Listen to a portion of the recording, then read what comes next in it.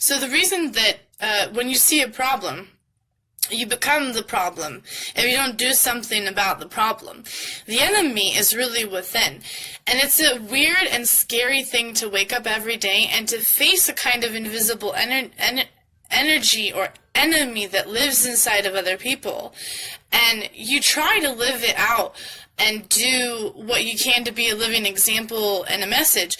When you see that there's a barrier to what you can and cannot do because of poverty, and you know it's coming from the inside of networks that don't associate with each other and communicate about what they do provide, what they don't provide, and what is actually covered to get kind of a collective vision, a measurable goal, an obtainable goal.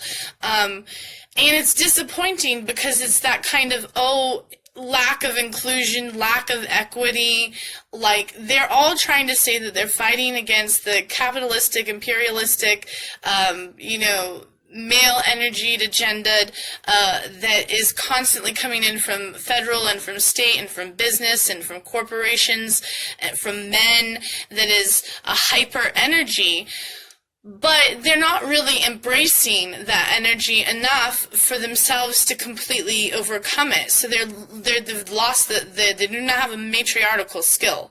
And this matriarchal skill is a mothering skill, is a nurturing skill. It is going to look over the land, the way that it is used, how much is produced, who is learning in what way and from what. Do they have to pay to learn? What programs are there? Is their ability to be gilded? Do the people, when they're born into this world, have the equal opportunity to grow from the land? And the answer is no. The answer is no, because they live paycheck to paycheck. That the bottom suffering line are the frontline workers that supply the grocery stores with the brands that have all these farms that are using pesticides, non-organic farming, and GMOs and chemicals. And these people have to check in and check out these people buying these things. They cannot think easily to themselves that they can be the change. So the root of the enemy, or the mental health, and the very door that is continually revolving, the excuse and the abuse of resources, the land, is actually a matriarchal thing to profess actual change from. It cannot be loosey-goosey boycott. It cannot be loosey-goosey collective. It cannot be any of those loosey-goosey things. Because the white man has an Indian rug burn on the native's arm. And you can't get out of his twisty-ass grasp unless you unite your force strategically in a jiu-jitsu, Krav Maga-minded way. And matriarchal power in Egypt, which Mag and Magog, Men of Enlightenment, Magna Carta, Manifest Destiny, Arizona, the Rising Sun, whatever the fuck you want to call it, this is what we're fighting. So to defeat your enemy, you must become like him, and you must defeat the very thing that he has not inside of himself. So he questions whether it is him or you. And that is the ingenious of all queens who ever lived throughout history with power over lands, like the Queen of Sheba, for example, who visited Solomon.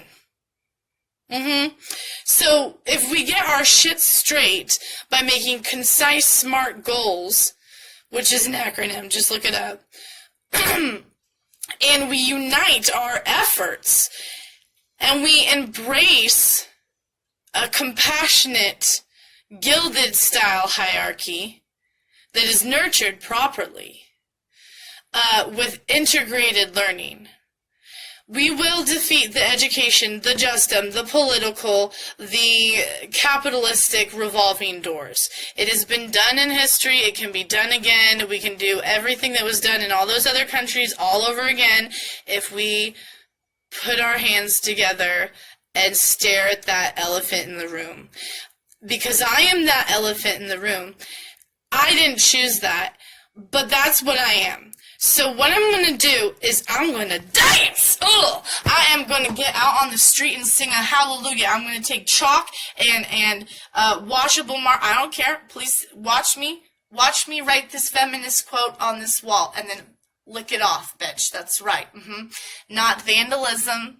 Not vandalism.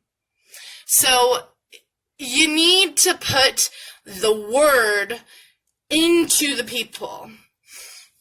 Marketing skills, fundraising skills, grant writing skills. I need a collective of women who mean change. Okay, I need people who are willing to make a program that assesses every nonprofit and resource in our community. Assesses it for what it does provide and what it doesn't provide. And then to assess the very customer, or AKA citizen, and what they have, what they don't have access to, and why. That is equity. That is equity in practice. Where is that program? Where's that organization? Where are those women? I don't know. But I'm right here. And you're going to get a fire up your ass. Go ahead and light a candle, say my name one more time, and you don't recognize who's in the mirror. Like, I don't care what I have to do, okay? But I prefer not to have to do that. So if you could take me through the rabbit hole of how you do your shit, and you talk to me like a goddamn person, because I am a person, then we can get somewhere. If you don't, all heaven and hell has to break loose. I don't like doing that. So, like, let's work together. Let's be strategic. Let's be realistic. We can be optimistic. We can be visionaries. But we have to take captive to the present.